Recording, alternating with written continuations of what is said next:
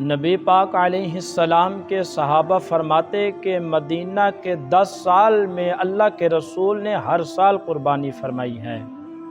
ہر سال قربانی دی، اور جس سال حضور حج کرنے گئے اس سال اللہ کے نبی نے 63 اونٹ ذبح فرمائے،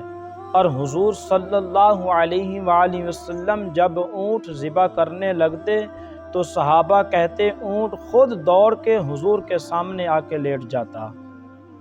قربانی اپنی فضیلت کے لحاظ سے، عظمت کے لحاظ سے، اپنی بلندیوں کے لحاظ سے دین میں بڑا مقام رکھتی ہے،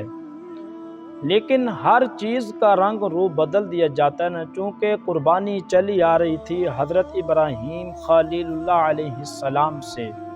تو اہل عرب جو تھے مشرکین مکہ، قربانی کا تعارف وہ بھی سمجھتے تھے، پر وہ قربانی کی حقیقت کو، قربانی کی حکمت کو، قربانی کے حسن کو، قربانی سے پھوٹنے والی روشنی کو سمجھنے سے ناآشنا تھے۔ وہ کیا کرتے تھے کہ جب وہ قربانی کا جانور ذبح کرتے تو اس کا جو خون ہوتا وہ بیت اللہ شریف کی دیواروں کے ساتھ مل دیتے،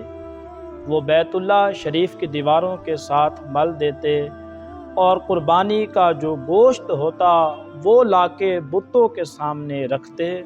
تو یہ کعبے کی دیواروں سے خون ملنے سے اور بتوں کے آگے گوشت رکھنے سے شاید ہماری قبولیت ہو جائے گی، ہم نے جانور ذبح کیا۔